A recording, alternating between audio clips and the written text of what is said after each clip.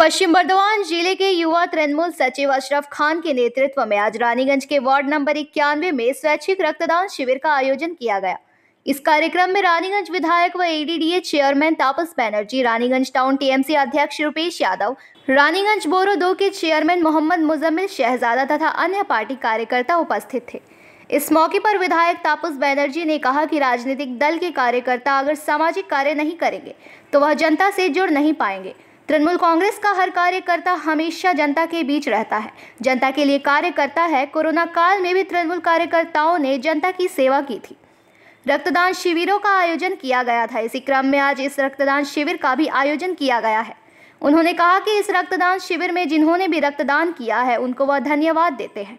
वहीं अशरफ खान ने कहा कि रक्तदान से बड़ा कोई दान नहीं होता, शायद इसलिए कहा जाता है कि रक्तदान यानी जीवन दान।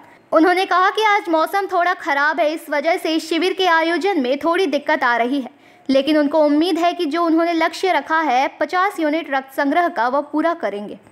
स्वेच्छाय रक्तदान যেটা আমাদের মূল উদ্দেশ্য একটু হাততালি হোক না। ধন্যবাদ।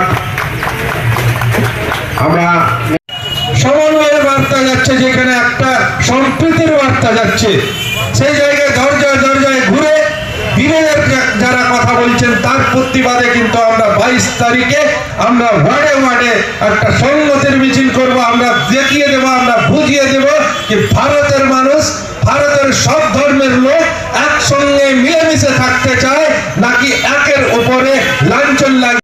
ভোটের জন্য কাজ করে সেই দল কিন্তু টিকে থাকে না। সমাজের সর্বস্তরে তাকে থাকতে হয়। সুখে দুঃখে রাষ্ট্রীয় বিপ্লবে রক্ত এমন একটা জিনিস যেটা বাজারে কিনতে পারে, সে ধনী দরিদ্র নির্বিশেষে রক্তটাকে মানবদেহ থেকেই রক্ত সংগঠিত করতে হয়।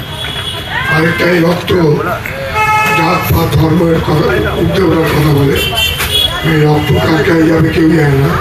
সে হিন্দু না মুসলমান, শিখ না পার্সি না খ্রিস্টান, বৌদ্ধ না জৈন, সর্বতই যে দাতা সে জানতেই পারে রক্ত কার কাছে গেল। সে শুধু জানতে পারবে তার এই রক্ত একটা মানুষের মুমূর্ষু মানুষের প্রাণ বাঁচাবে আর কি। আর আগে রক্ত খালি একটা ভাবেই কাজে লাগবে, এখন রক্ত প্লাজমা কাজে লাগে। রক্তকে 3 ভাগে আমরা ভাগ করে, মানে কোনো রক্তই ফেলা যায় না আর কি। আগে যেমন তার গ্রুপে নেওয়া রক্তটা ফেলে দেওয়া হতো, এখন গ্রুপের কোনো ব্যাপার নয়। রক্ত প্লেটলেট কাউন্টে রক্ত লাগে।